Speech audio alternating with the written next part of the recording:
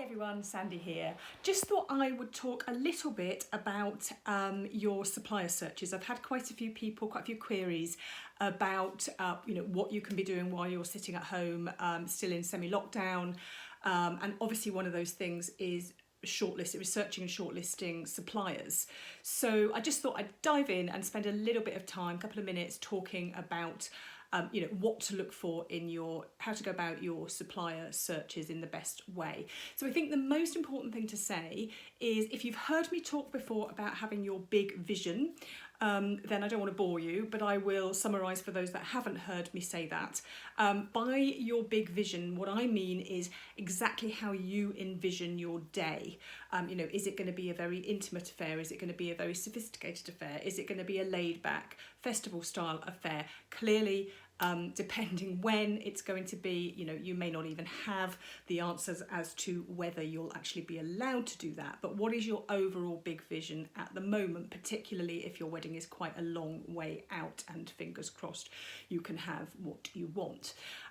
So go back to that big vision of what it is that you want, because only from there can you really find or start to isolate suppliers who really match that vision. So for example, if you are going for the kind of laid back festival style outdoor event, then it's unlikely that you're going to be looking for a florist who does particularly structured, sophisticated arrangements, because that just doesn't really fit, or probably, unless that's also part of your vision, doesn't fit the style. So look for people who meet that big vision. It's also really important to find people who understand your vision. So rather than just sit there with their sort of notebook saying, yeah, of course, we've done this before, blah, blah, blah, blah, blah, which they may have done multiple times, but this is your wedding. You want them to get excited about your wedding, your vision, and your ideas, and not kind of steamroll their ideas of what they normally do or their norms onto you. So where are you going to look for suppliers, particularly while you're in a situation where you can't get in the car and go out and meet them? Well, clearly online.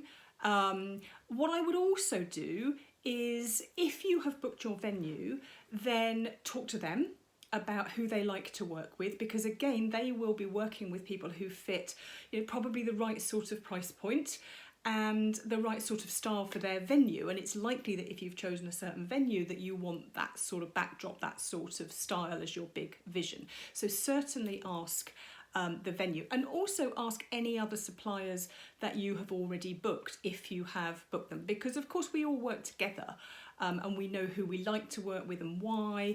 And it's great to get recommendations from people that you've already booked and you've already decided that you trust. Also, of course, ask friends and family who've recently got married for their recommendations. You may not want to use exactly the same suppliers as they did, but they will have probably been through a similar process as this themselves, and may have discounted somebody who actually, for your style of wedding, might be perfect. It is important that you get their terms and conditions, or whatever it is that they have. Depending on the type of supplier, this might be a real, a proper contract, or quite a long set of terms and conditions.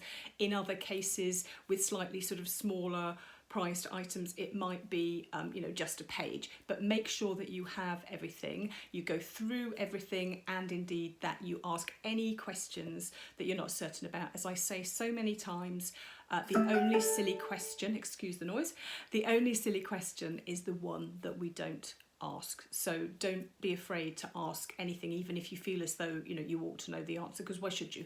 You are doing this probably for the first time, and we do it all the time. Think when you've started to get in touch with suppliers, think about how they communicate with you. Now, little caveat at the moment, of course, people are taking longer to get in touch than they normally would.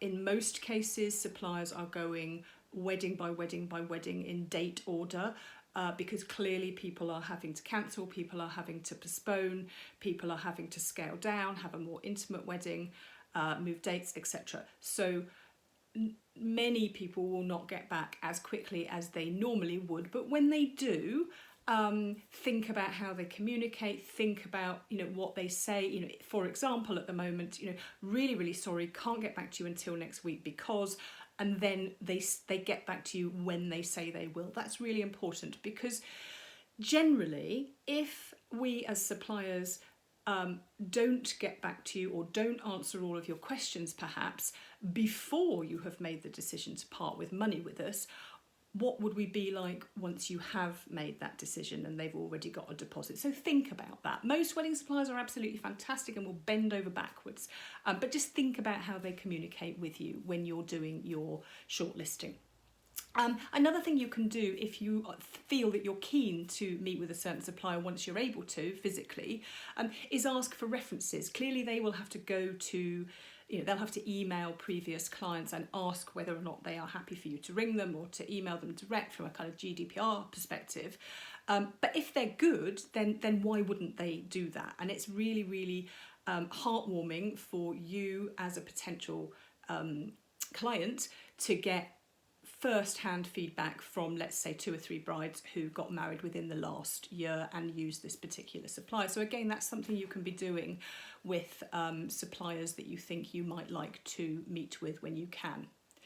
And then think, longer term, think about the key pairings of suppliers. So the suppliers that you really want to make sure work well together, fit well together. So for example, if you have already booked your photographer and you've decided to start researching and shortlisting filmmakers, videographers, ask your photographer if they can recommend anybody, because again, if you have chosen the photographer for the style, then they are going to work with filmmakers who have a similar style, and indeed filmmakers that they enjoy working with, and that is really important.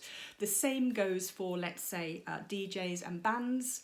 And if you are having fresh flowers on your cake designers and florists, because they need to be able to meld together to, their work will go together, they will work together, be it on stage or be it behind the scenes. So think about those key pairings. Other suppliers, you don't have to think about that so much. So let's say, for example, you are buying favours or hiring garden games. It's not important that those particular suppliers get on with anybody because they're not actually going to be there. So just think about the key pairings as you are researching your suppliers. So that's really all I wanted to say today.